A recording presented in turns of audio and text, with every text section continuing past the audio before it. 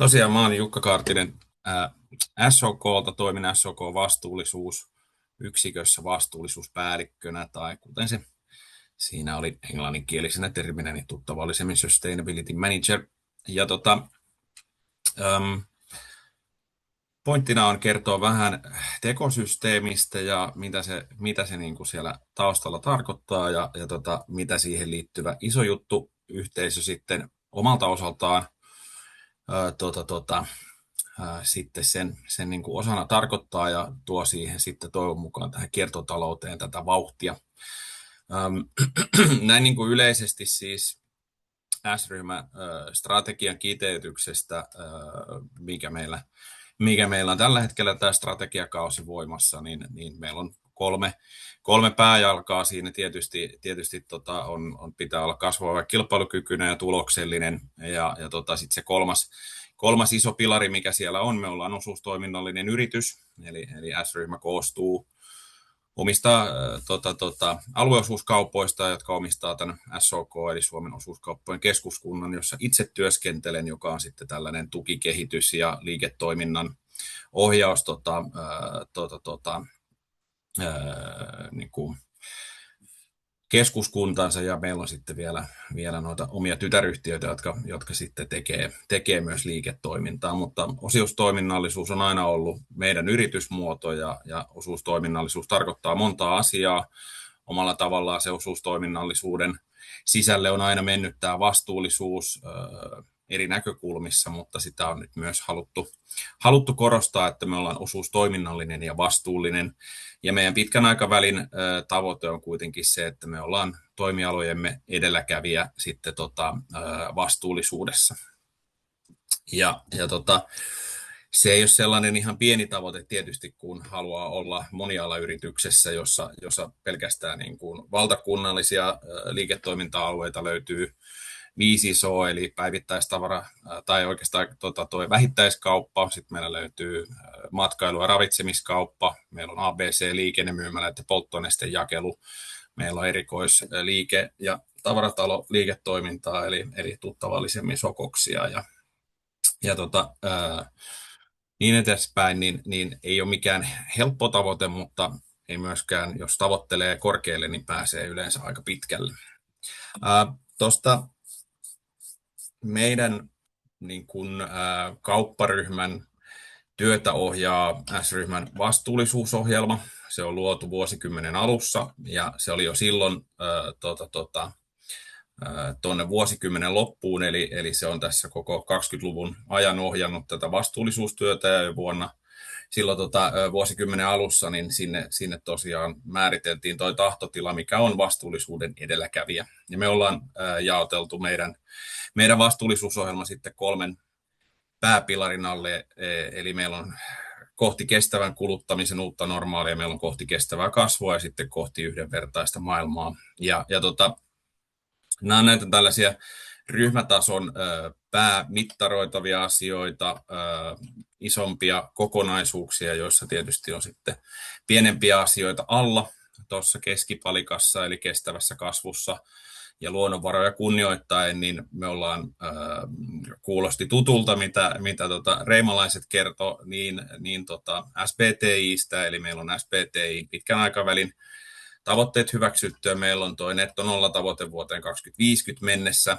Me oltiin viime vuonna hiilinegatiivinen, eli toisin sanoen ne päästöt, mitä meillä oli, niin niitä on sitten muilla tavoin sitten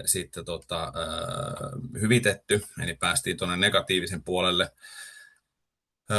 Pyritään kohti kiertotaloutta, mikä on päivän agenda, ja yksi osa tätä sitten tekosysteemiäkin, niin pakko mainita tässä, sen osalta on paljon tehty nyt niin tämän vuoden puolella luonnon monimuotoisuuden vahvistamisen eteen asioita, koska se on sitten yksi näistä nykyisen ilmaston tilan ja ilmastokriisin kuitenkin niistä vaikutuksista on se monimuotoisuuden heikentyminen aika nopeatakin tahtia, niin luonnon monimuotoisuutta on tämän vuoden alkupuolella ollut paljon S-ryhmän uutisoinnissa ja itse asiassa kannattaa huomennakin sitten kurkkia, että minkä näköisiä tiedotteita asian tiimoilta huomenna tulee.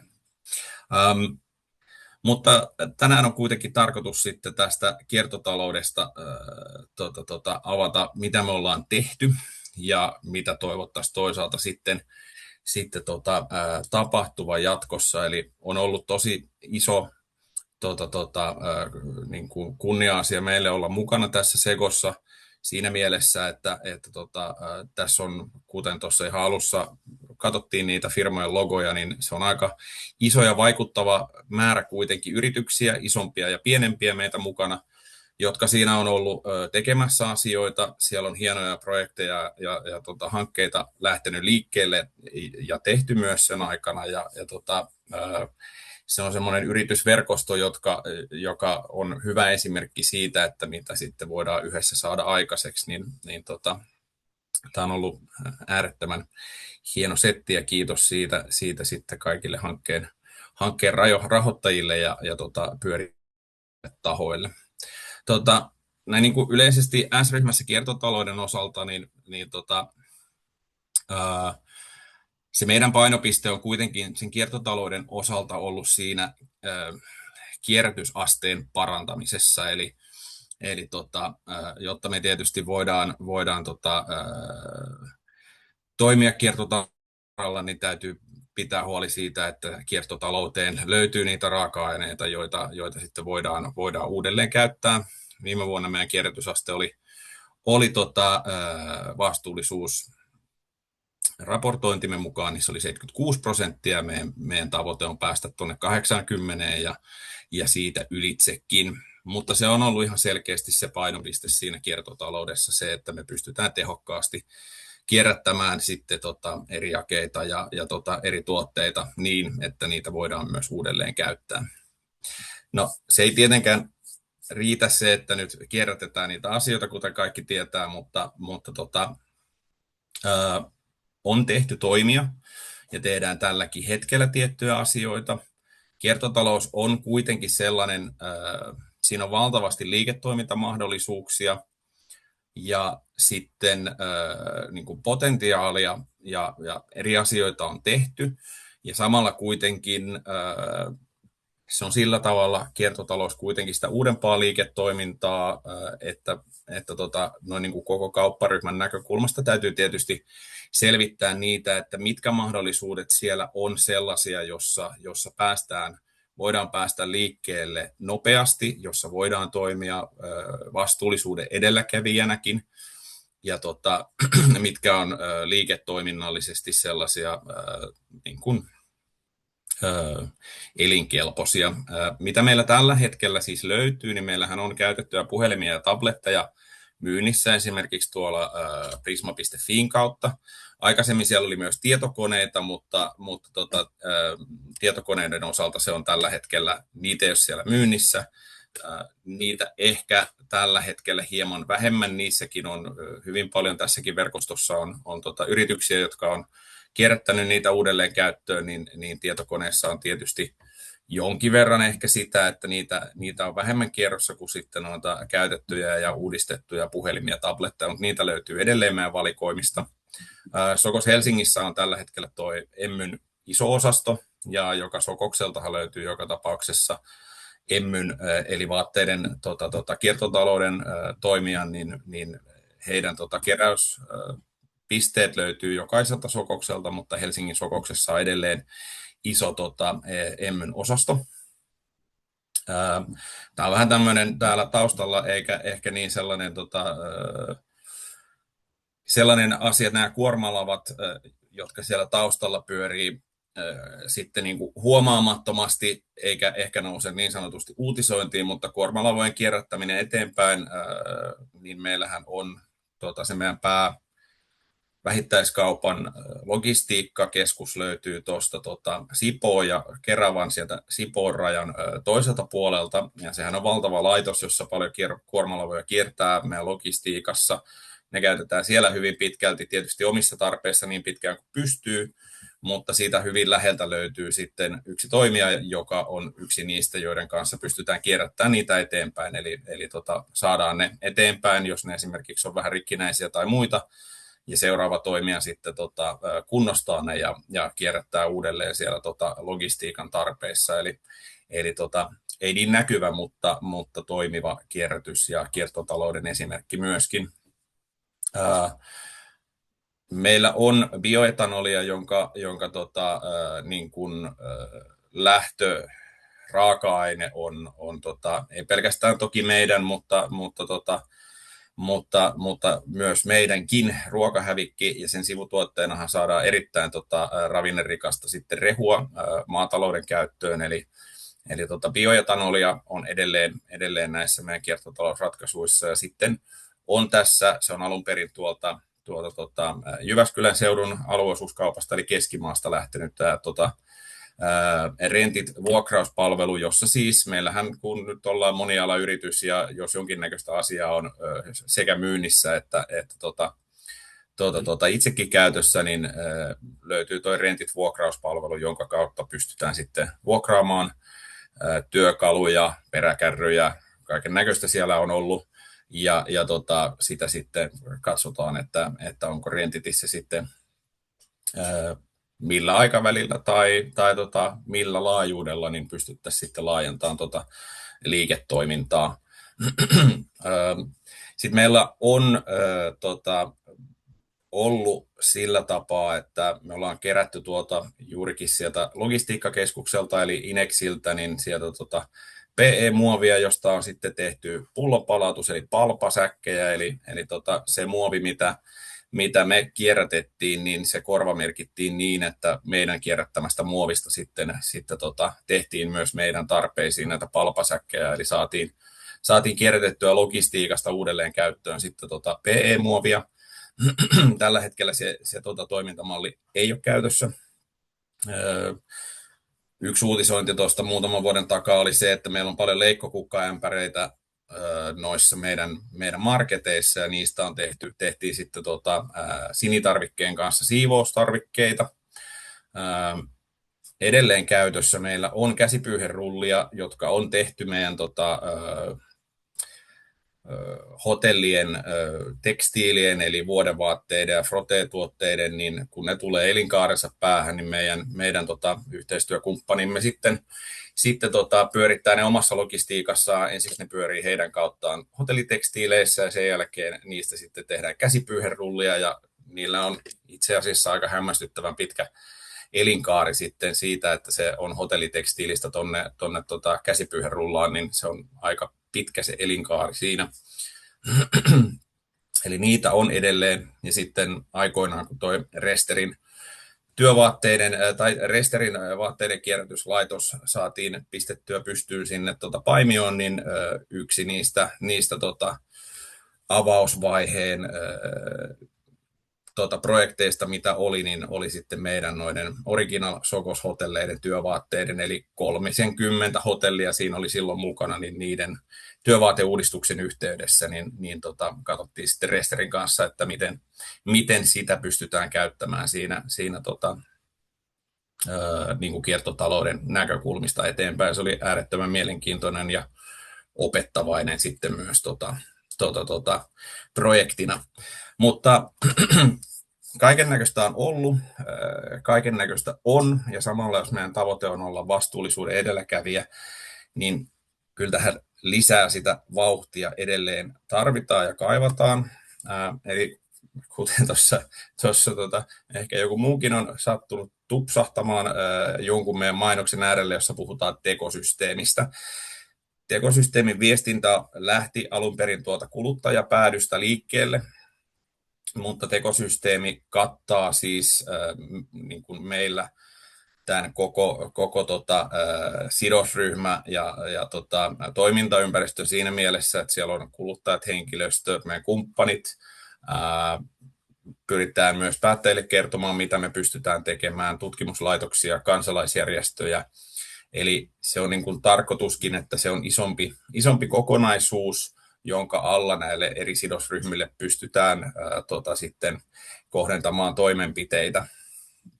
Ja ennen kaikkea meidän arvoketjun kanssa, koska jos mietitään sitä, että mistä meidän luontohaitat tai mistä meidän päästöt tulee, niin tosiasia on se, että hyvin pieni osa enää nykypäivänä S-ryhmän esimerkiksi omista niin kuin omat suorat päästöt, niin se on hyvin pieni osa siitä kokonaisuudesta.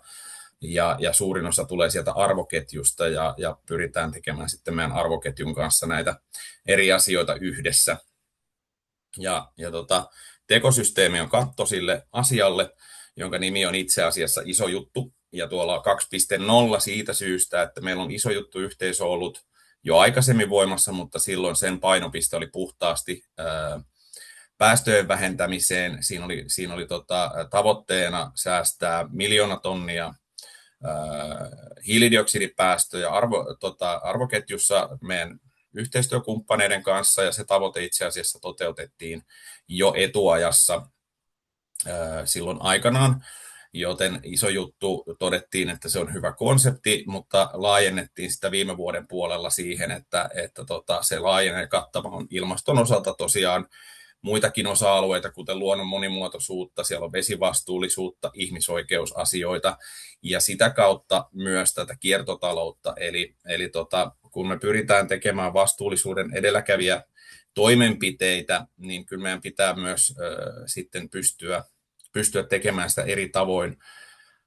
Iso jutun alla se vastuullisuusteot voi liittyä siihen, että viestitään asiasta, lisätään niin kuin ymmärrystä tässä meidän Iso juttu-yhteisössä asioista, pyritään rakentamaan yhdessä erilaisia kyvykkyyksiä, olisi raportointia tai toimenpiteitä. Mutta sitten kun mennään sinne edelläkävijyyteen, niin siellä on ennen kaikkea, sieltä löytyy hankkeita ja sieltä löytyy erinäköisiä esimerkiksi pyöreän pöydän keskusteluja ja niistä johdettuja toimenpiteitä tai työkaluja. Ja siihen me tarvitaan, ja sen takia tähän hainkin tämän, että tekosysteemistä haetaan voimaa ja ennen kaikkea tästä isojutusta, niin haetaankin aktiivisesti sinne edelläkävijyyspuolelle. Jokaisen Iso juttu -toimenpiteen ei tarvitse olla edelläkävijyyttä, mutta edelläkävijyyden alla on tietysti ehdottomasti erinäköisiä hankkeita. Vaikka monesta asiasta tiedetäänkin, niin kaikesta ei tietenkään voida tietää, mitä kaikkea innovaatioita menee missäkin, minkälaisia ajatuksia eri meidän niin kuin yhteistyökumppaneilla tai teillä saattaisi olla, ja senpä takia toivotaankin, että me voidaan yhdessä löytää tapoja tehdä fiksuja ja kustannustehokkaita toimenpiteitä sitten myös tämän kiertotalouden eteen, joka oli siellä meidän vastuullisuusohjelmassa yksi niistä painopisteistä. Eli tuolta meidän Iso juttu -sivulta itse asiassa löytyy suoraan sitten ilmoittautumislomake, jonka kautta pääsee sitten ilmoittautumaan yhteisöön mukaan, ja myös tarvittaessa, jos on jotain ajatuksia, mitä voi tehdä. Jokainen ehdotus käydään tietysti lävitse ja pyritään katsomaan, että onko siinä mahdollisuutta meidän osalta lähteä johonkin hyvään ehdotukseen mukaan, millä tavalla se voitaisiin tehdä, mikä on kenenkin rooli. Eli sieltä sillä lomakkeella pääsee tähän mukaan. Ja tosiaan se tarkoitus myös tuossa Iso jutussa on se, että vaikka se ei välttämättä sitten juuri se kyseinen asia, mikä esimerkiksi teille tulee mieleen, liittyy suoraan kiertotalouteen, niin Iso jutun alla pystytään tekemään myös monenlaista muuta asiaa kuin puhtaasti ihan hankkeita. Mutta tietysti tähän niin kuin loppuun täytyy todeta, että koska mekin haetaan sitä niin kuin kiertotaloutta siellä meidän vastuullisuusohjelmankin alla, että kohti kiertotaloutta toimenpiteitä, niin kyllä verkoston ja verkostojen ja yhteistyökumppaneiden kautta niitä tehokkaita malleja voidaan Suomen mittakaavassa varmasti löytää ja etsiä, niin senpä takia on ollut ilo ja kunnia kertoa ripaus tästä tekosysteemikattotermistä ja sen alla olevasta Iso jutusta ja sen yhteisöstä, ja toivon mukaan voidaan sitten löytää esimerkiksi yhteistyöhankkeita sitä kautta tai jotain muuta yhteistyön malleja. Mutta kiitokset tästä omalta osalta.